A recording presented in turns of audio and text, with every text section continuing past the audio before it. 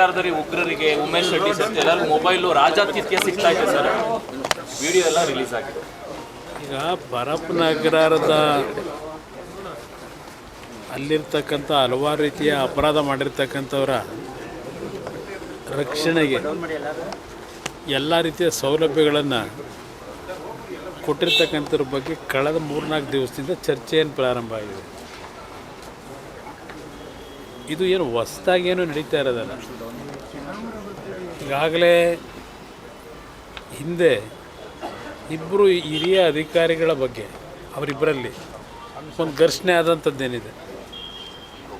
ಇಬ್ಬರು ಅಧಿಕಾರಿಗಳ ವಿಷಯದಲ್ಲಿ ಅವರೇನು ಜೈಲಿನಲ್ಲಿ ಜವಾಬ್ದಾರಿ ನಿರ್ವಹಣೆ ಮಾಡಬೇಕಾದ್ರೆ ಅಲ್ಲಿ ಇರ್ತಕ್ಕಂಥ ವೈಫಲ್ಯಗಳ ಬಗ್ಗೆ ಇಬ್ಬರು ಅಧಿಕಾರಿಗಳ ನಡುವೆ ದೊಡ್ಡ ಮಟ್ಟದ ರಾಜಕಾರಣ ಆಯಿತು.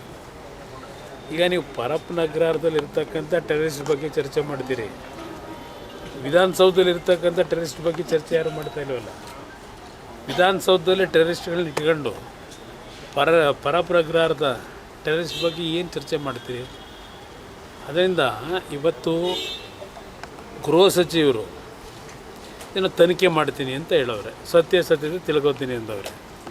ಅವ್ರಿಗೆ ಗೊತ್ತಿರುವ ಪರಮೇಶ್ವರ್ ಅವರಿಗೆ ಅಲ್ಲೇನು ನಡೀತಿದೆ ಅಂತೇಳಿ. ಅದರಿಂದ ಇವತ್ತು ಮಾಧ್ಯಮಗಳಲ್ಲಿ ಅಲ್ಲಿ ನಡೀತಿರ್ತಕ್ಕಂಥ ಹಲವಾರು ರೀತಿಯ ಒಂದು ಮನರಂಜನೆಗಳಿರ್ಬೋದು, ಹಲವಾರು ರೀತಿಯ ಒಂದು ಅಲ್ಲಿರ್ತಕ್ಕಂಥ ಕೈದಿಗಳಿಗೆ ಆರೋಪಿಗಳಿಗೆ ಯಾವ ರೀತಿ ಸೌಲಭ್ಯಗಳು ಕೊಟ್ಟಿದ್ದಾರೆ ಮಾಧ್ಯಮದಲ್ಲೇ ಈಗಾಗಲೇ ನೀವು ಬಿತ್ತರಿಸಿದ್ದೀರಿ. ಇಷ್ಟೆಲ್ಲ ರಾಜ್ಯದ ಜನತೆ ಮುಂದೆ ಇದೆಲ್ಲವನ್ನು ಪ್ರದರ್ಶನ ಮಾಡಿ ಯಾರ ಬಗ್ಗೆ ಯಾವ ವಿಷಯಕ್ಕೆ ತನಿಖೆ ಮಾಡ್ತೀರಿ ನೀವು? ನಿಮ್ಮ ಕಣ್ಣು ಮುಂದೆ ನಡೀತಿರ್ತಕ್ಕಂಥದ್ದು